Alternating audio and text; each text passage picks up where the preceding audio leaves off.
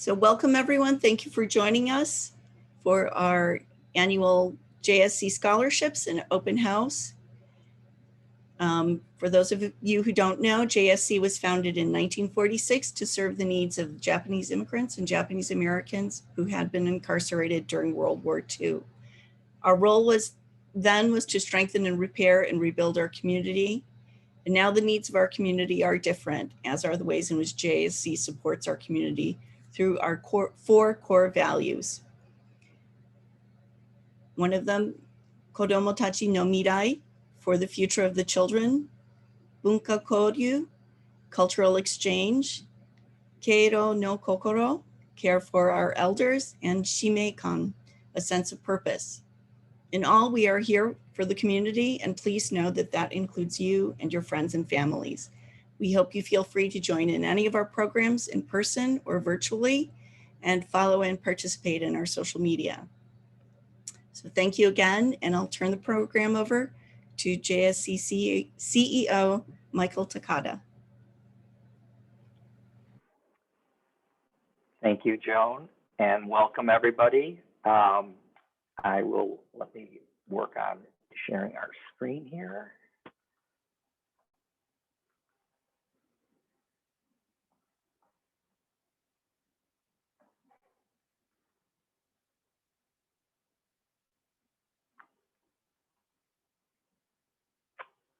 And I'm hoping that you all can see the screen. Are we good? Can I get a yes from somebody? Yeah. Yes. Thank you. Yep, Okay. we can see it. So thank you for joining us tonight. As we are slowly coming out of the pandemic, we felt that it really made the most sense for all of us that we, continue to operate under the sort of the safety protocols. It's a little bit early to kind of just sort of pretend like nothing has ever happened, but slowly but surely we will get there. So in this virtual space, you've probably heard these things a number of times, but if you can keep yourself muted when you're not speaking or having a question or something, but then obviously you'll need to remember to unmute if you find yourself in a moment where you need to speak.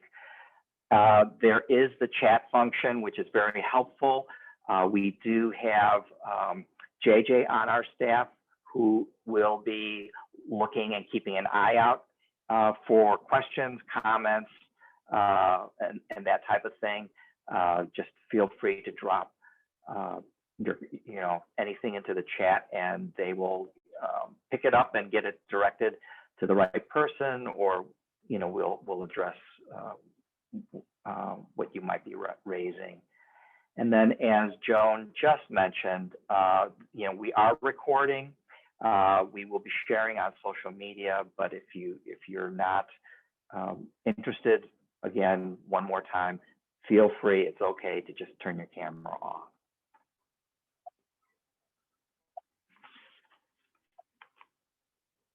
Okay, advance, please. Let's see how this.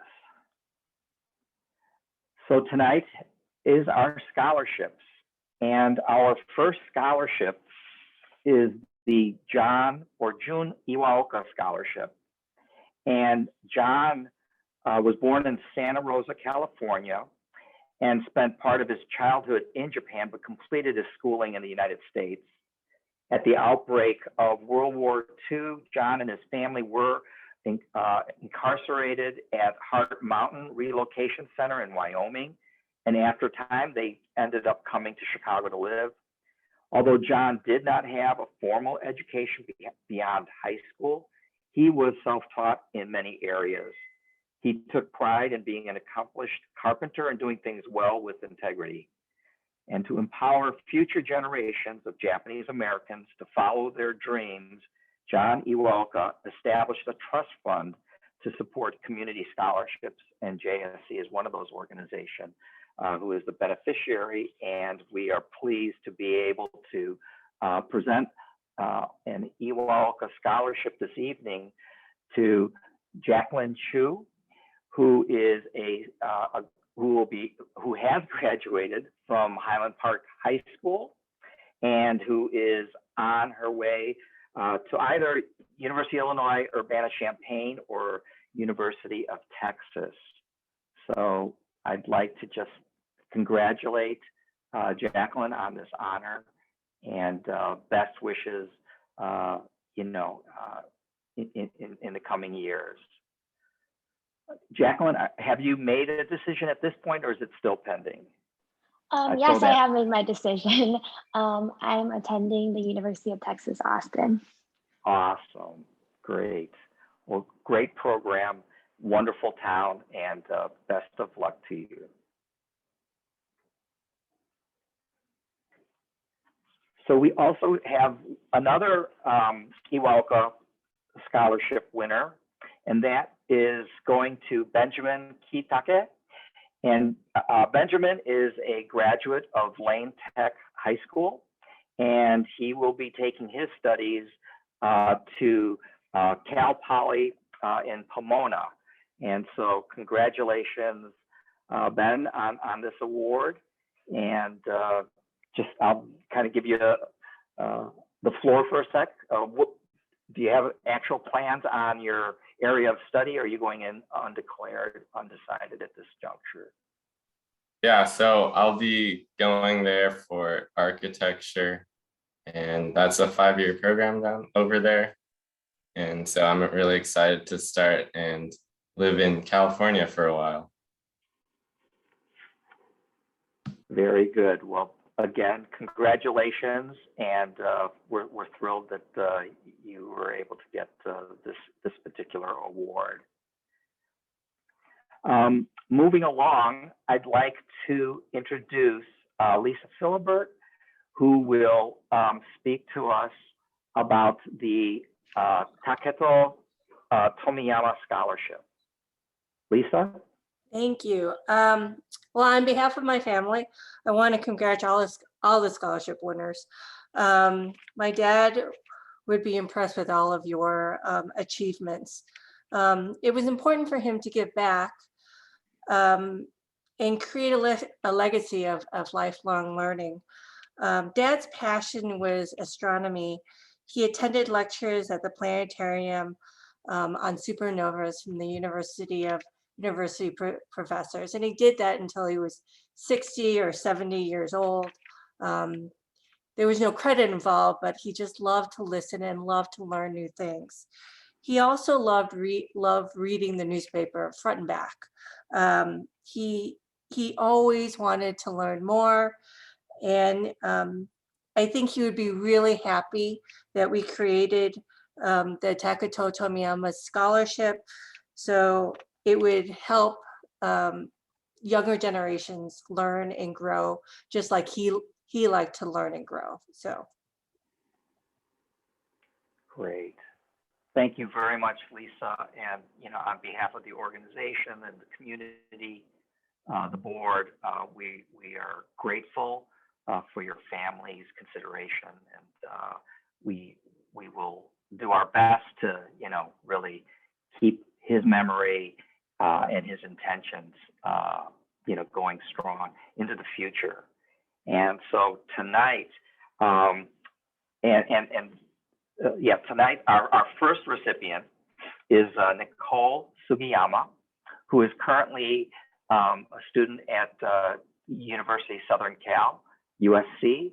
And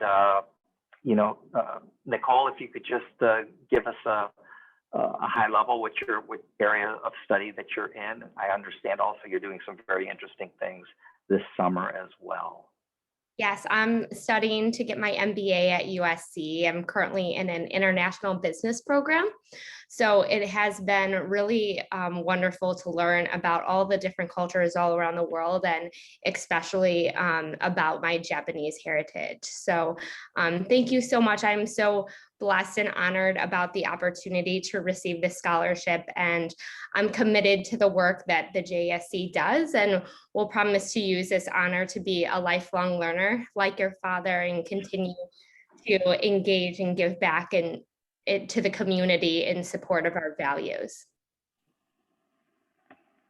Great. Thank you very much, Nicole.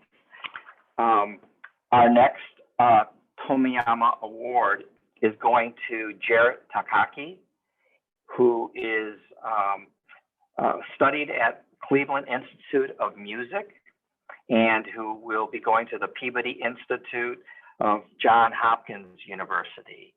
And like to congratulate you, Jarrett, and tell us a little bit about what it is that you're moving into in this next phase of your life. Yes, so I will be studying piano performance. I'll be getting my master's in piano performance at the Peabody Institute of Music. And I'm hoping at some point that I will be able to gain a teaching position at possibly a conservatory or some other university. I really think teaching, it's very fulfilling to be able to pass down knowledge that my teachers have given to me, and it feels good to help people. I would also like to thank the JASC and the scholarship committee, as well as the Tomiyawa family, for providing me this this scholarship. It's going to be very beneficial to me. And I'd also like to thank my family and my grandmother, who I saw is among the participants today. Awesome. That's great. Great. Congratulations again. So let's moving along. We have another Tomiyawa scholarship, and that is going to Ronald Risto, who is currently studying at the University of Illinois, Chicago. Ron, you want to just share a little bit about the area of study that you're involved in? Yes, thank you for the scholarship. I'm pursuing my Master's of Architecture degree now, and I have one more year left. And then just excited to work at a firm in Chicago for the next few years and see where that takes me. Awesome, great. Congratulations to you, and good luck in your studies. Our next Tomiyawa Scholarship Award goes to Sayon Payne, who is a graduate of Mountainside High School and who will be continuing their studies at the University of Oregon in their honors college. Sayuri, maybe just share a little bit about your dreams and aspirations at University of Oregon. Hi, I'm planning to major in international business or finance, and I'm also planning to study abroad at Waseda University my sophomore year. And I'm very honored to be chosen as one of the recipients, and I'm very thankful. Great. Thank you. Well, congratulations, and best of luck in your studies, and definitely enjoy Waseda and being in Japan. We have one last Tomiyawa scholarship, and that is going to Sean Hotajinda, who is a graduate of my alma mater, Go Wildcats, Evanston Township High School, and he will be taking his studies to University of Iowa. Sean? Yeah, so I'm going to be studying mechanical engineering at the University of Iowa, and then I just want to say I'm very grateful and thankful for the opportunity to receive this scholarship, and then also very thankful to everyone that I was able to meet at the JSC, Joan and Kei-san and all that, and I just really appreciate this opportunity. Very good. Congratulations and best of luck. Moving along, our next scholarship is the Dr. Newton K. Wesley Scholarship. And I'd like to introduce to you Dr. Roy Wesley, who will introduce the scholarship. Roy? Hi, thanks, Mike. Dr. Newton K. Wesley, who was born Uesugi, which is a Japanese name, and he changed his name after the war began when he was at Earlham College. Fortunately, well, he went to the Portland Assembly Center for 3 months, and then thanks to the Quakers and politicians, he was released to continue some education at Earlham College in Richmond, Indiana. And while he was doing that, his family, meaning me and my brother and my mom, were incarcerated at the Portland Assembly Center and then Minidoka. And we rejoined him again in Chicago 2.5 years later. And he was obviously a stranger to us in a way at that time, but he was a very ambitious guy. He was also going blind from keratoconus, and which is kind of odd, ironic, because he was an optometrist and trained in eye problems. But he saw that there was a cure with contact lenses. And so he began working and researching on them and was able to reduce them from the large glass ones that cover the entire eye down to a small, useful form in plastic, and began a company which became the nation's largest manufacturer of contact lenses, the hard rigid ones at the time during the 50s and 60s. I just completed a book about his life called Invisible Vision, and I hope JASC will have a few copies in the library for anybody to read. And so we're very honored to be able to present a scholarship to Dante De Castri this evening for his future work. Dante? Hi, I will be pursuing a computer engineering degree at Penn State University. And I'd like to thank JSC for all the experiences and the scholarship. You know, JSC has been a big part of my life for, you know, a lot of my life ever since I was 5. And I've just, a lot of my life has been, has surrounded JSC, and I'd like to thank JSC for, you know, everything that it's done for me.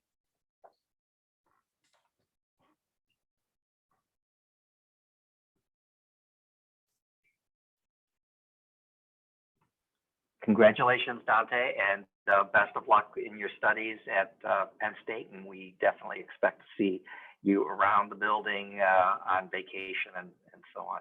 And that really goes to everybody else too. You know, don't be strangers. And, you know, we have a lot of wonderful programming. And yes, Roy, I see a book talk in the very near future. So I'm getting ahead of myself here. So there is one more scholarship and a winner. And this scholarship is the Fred K. Toguri Scholarship. And June Toguri, who is the founder of the J. Toguri Mercantile Company, established this Fred K. Toguri Scholarship in memory of his only son, who passed away in 1960. June believed in the importance of a good education and felt the scholarship was one way to help further the education of a young person in the Japanese American community. And so tonight, we are pleased to give the Toguri Scholarship to a former VISTA worker at the JASC, Alicia Lee. Alicia, you are at DePaul, so maybe you can just give us an update on where you are with your studies. And Mike, this is Joan. Alicia is literally at DePaul right now and couldn't attend tonight. She's pursuing her MBA and she'll be graduating next May. Great, awesome. Okay, well, it was nice to see her name come up in the program. So congratulations. And like I said earlier to all, congratulations. Don't be strangers. There's we're continuing to do a lot of good things, interesting things at the service committee. And, on behalf of the staff and the board, I'd like to thank all of our supporters who have helped us over the years, the individuals and families that have made these scholarships possible, the families and the students who have been involved in various capacities in different ways with the organization. You've really helped contribute to the story that is the Japanese American Service Committee. And so that concludes the scholarship portion of our evening. Joan, is there anything special that I need to know before moving on to the open house, or? Nope, we can just move ahead. Okay. So if you bear with us and me, we are going to move into the open house, which will give everyone a deeper understanding and a further glimpse into what we have been doing over the last 12 months. It goes without saying that, we are blessed to have a really good team of individuals. What you see, hopefully on your screen, is the staff listing of the different individuals that are running the variety of programs and services that the organization provides. One aspect of this that you are not able to necessarily see, because we cannot possibly put everybody out there, is our homemaker, our home support service program, where we have individuals who have worked nonstop through the pandemic. Home support services were deemed essential services at the very beginning of the pandemic. And so, we were able to provide support and services to aging adults and their families. We, followed all of the protocols for maintaining safe environments for not only our workers, but also for our clients. And that crew did a yeoman's job throughout the pandemic. We also have our on-site congregant program, Adult Day Services, and you're seeing the staff that are involved in that particular program.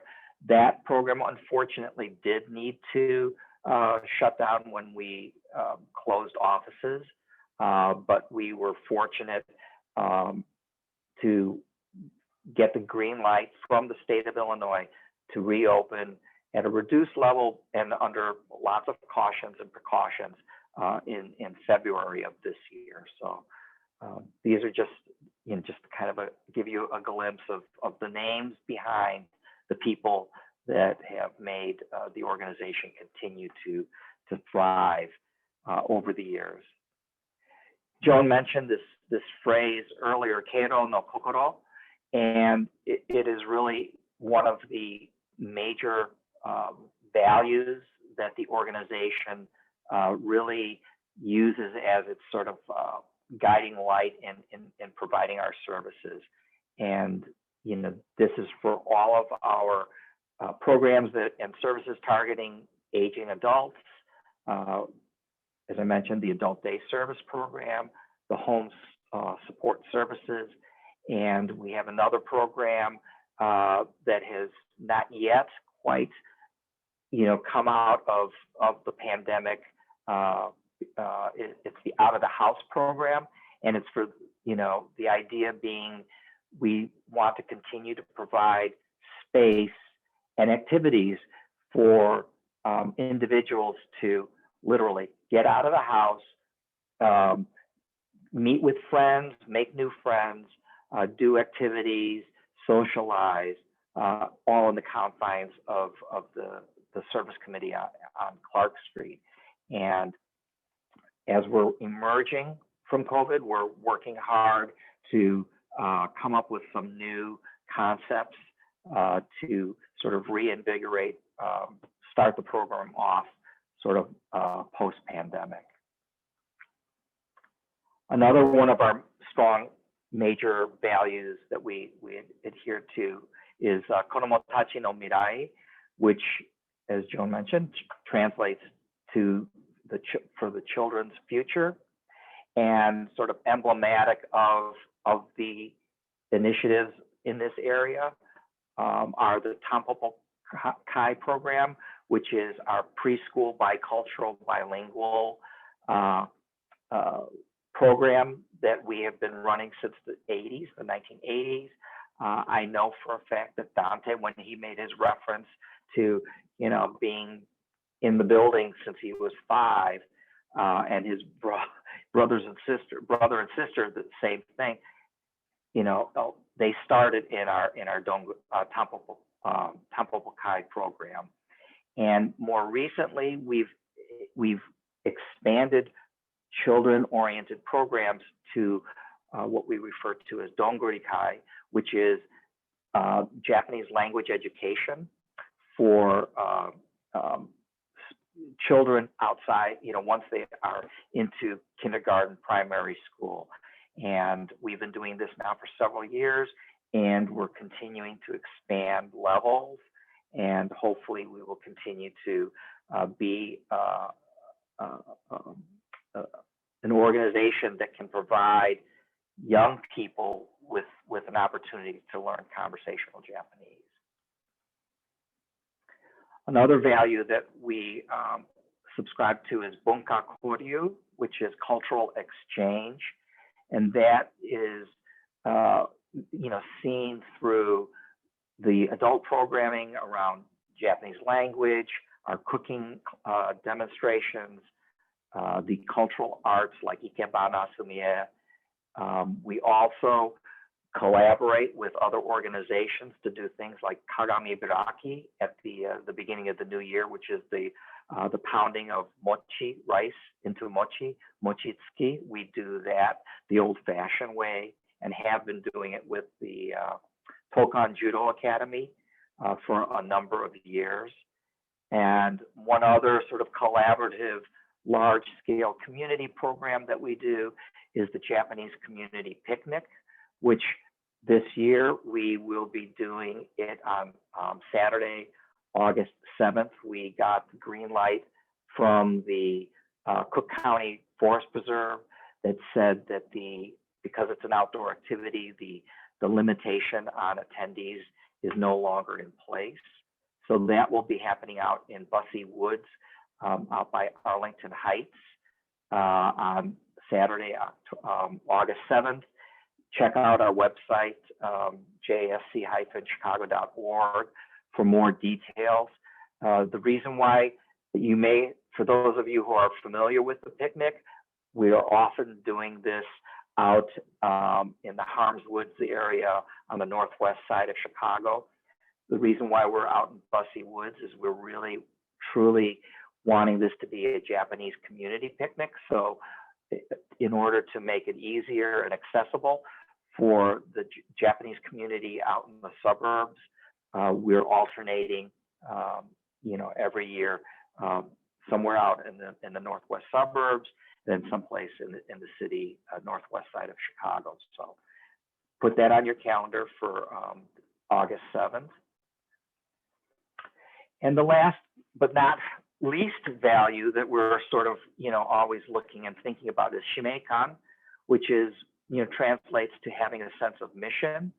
And where you can see that with us is our Legacy Center, and it is our archives and collections.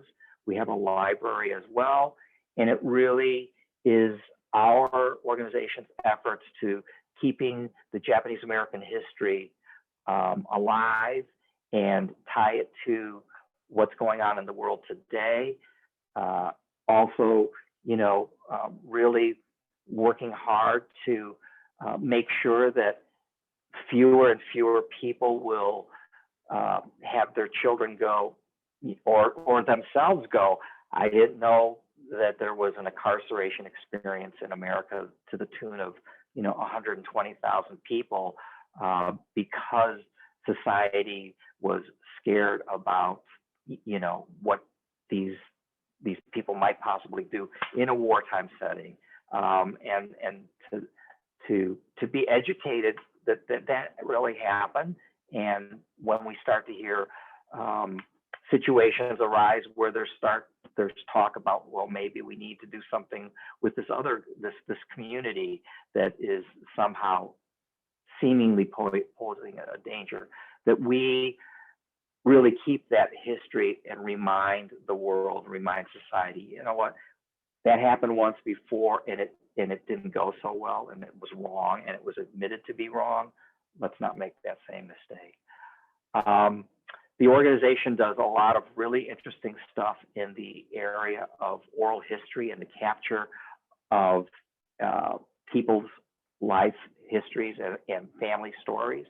And, we really are constantly telling anybody and everybody, make an appointment, reach out to us, and we will figure out a way to help you individually or your family capture these stories so that we're not sort of left at some point in time kind of going, gee, I really wished, I had talked to grandma, grandpa about, what it was like growing up in the city of Chicago, or how did they come to America, or what have you. So a lot of the programs that we do at the organization, as you can see on our screen, are very much tied to holding on to and uplifting the history of our community. So this past year goes without saying. I mean, it was crazy for everybody. And when we started, our fiscal year runs from July 1st to June 30th. And as we kind of were in the middle of the pandemic, it was sort of like, well, what do we want to sort of really focus on in 2021, the fiscal year that's ending this Wednesday? And, tops at the list was really, ensuring that our community, our clients, and our staff, remain as safe as possible during this pandemic. And I think it's fair to say that with a lot of hard work and the contribution of the whole crew, we were able to achieve that. Looking back on the year, we were very blessed. I'm sure there's definitely luck in there, but there's an awful lot of intentional work that was done by so many people. So thank you to everybody who helped us get through a very difficult time as well as we did. We were sort of, along that same line, we challenged ourselves to really figure out how can we, take advantage, so to speak, of this difficult moment and make the best of it. And, for those of you who have been following us over the past year, I don't think it's an exaggeration to say that, again, we also, as a team, did a really good job of finding ways to adapt to the moment, continue to provide the services, whether it was getting meals to aging adults, our elders who were homebound or, just by pandemic reasons, not able to get out that easily. We had a number of different occasions throughout the year where we were able to do meal deliveries with the support of business community as well as volunteers who were helping us distribute these meals. And then just figuring out ways to do virtual programming. I think one of the biggest pleasant surprises of this whole thing was all of a sudden our activities, the geographic restrictions of how many people can we fit into the nutrition room for a program really disappeared. We were getting people clicking into programs from, not only across the country, but overseas. So the team did a great job of just kind of working real hard to just keep things going, to stay engaged and deliver quality programs to anyone and everyone. So the third initiative that has been sort of very much a part of the team's focus, the board's focus, is looking for new space for the organization.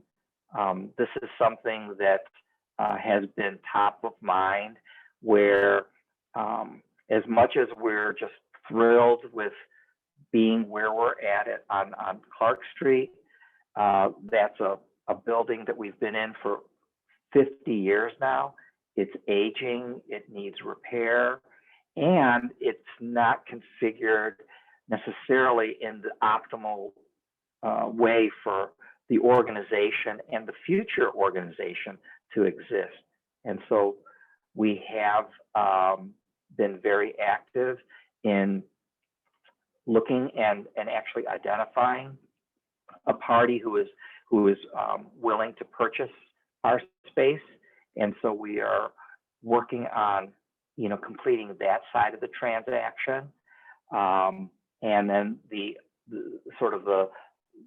next step, obviously, or the same step, we need to be looking for new space. And so there are staff and board members working together, looking at prospects, and we've engaged professionals both on the brokers, real estate side, as well as the design and architectural side, to help us look at prospects. And that's been moving along. We still have a ways to go in terms of finding that next new place, but that's something we'll be focusing on in the coming months. And then the other goal for the 2021 year was really working hard to leverage the resources that we have within our organization, specific to the Legacy Center, the archives and collections, and finding ways to really bring those stories and that information more alive, and tying it again to what is going on around the world with regard to social justice, incarceration, hate, et cetera, and using our materials and finding other organizations that can leverage and use this information in sort of having that broader conversation with the larger conversation. And so the team and the Legacy Center has done a good job of finding opportunities in that space.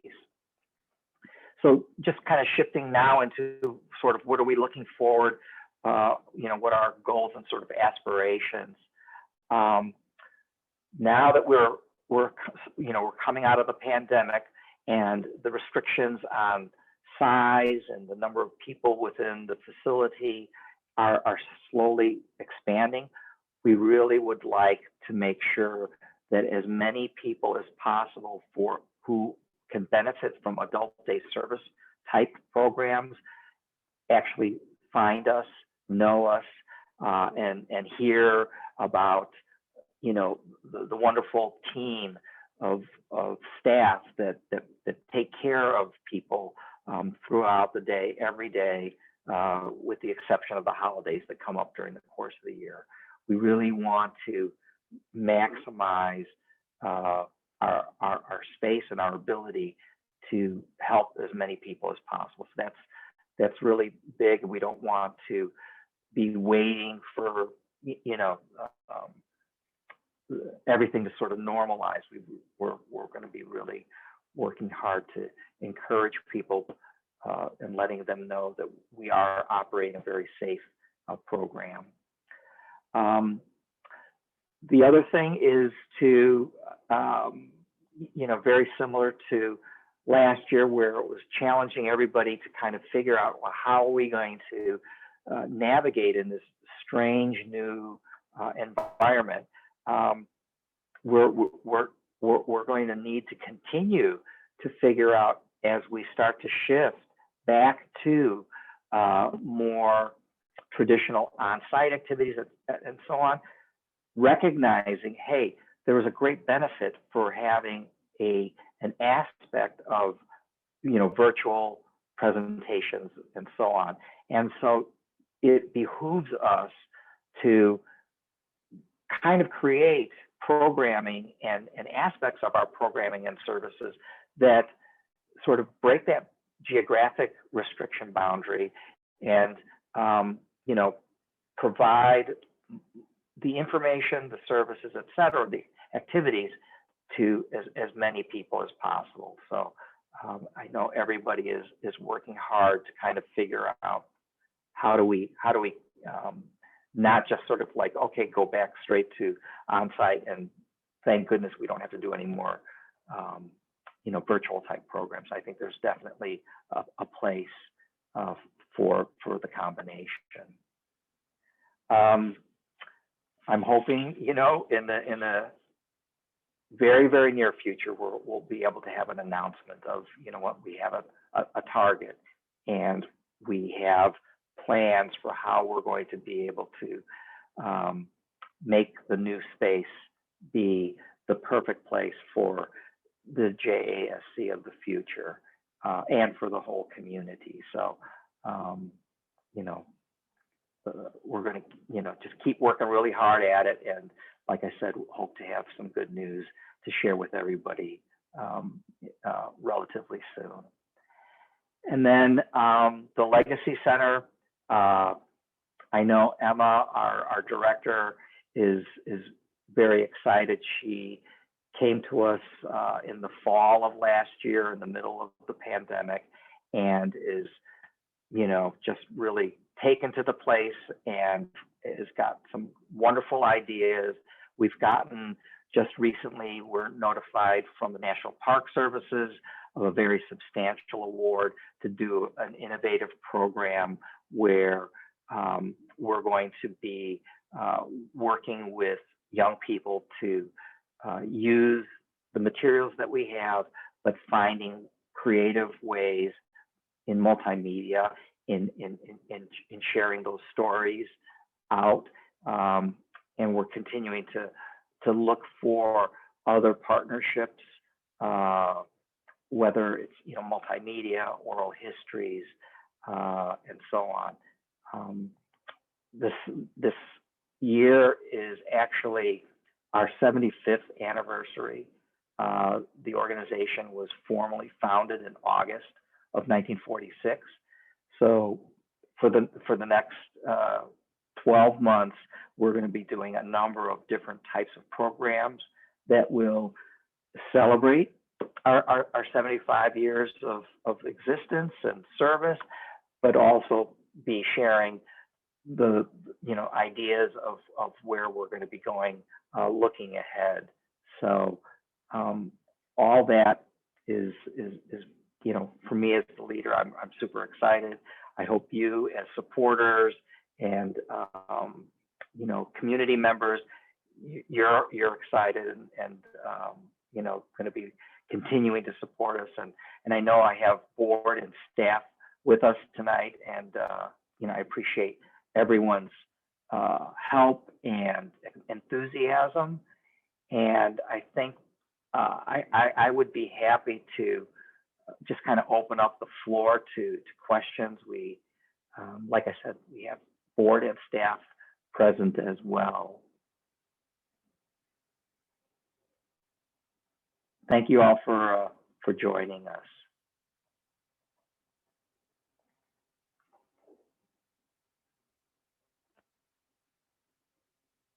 JJ, is the chat been kind of quiet? Yes, silent.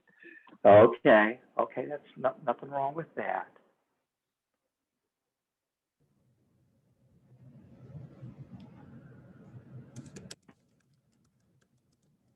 Well, if everybody is good with what they've heard, my door is always open please feel free to reach out to me at my office.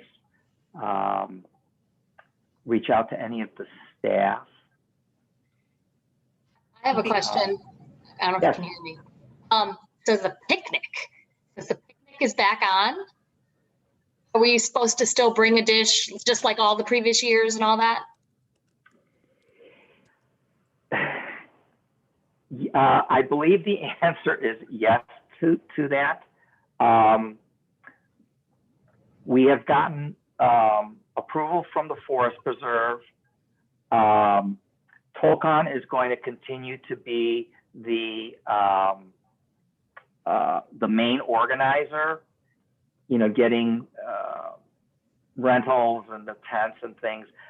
We haven't quite yet gotten into the weeds about like the details about the food, but that's a very, very good question. I'll bring that back to the group to have them start to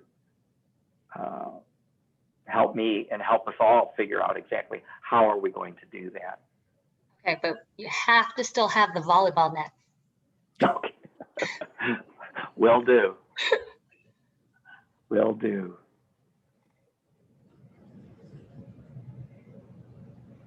Before we wrap up, Mike, we have to be sure to cheer for our scholarship winners tonight. Can I do a mass unmute? No?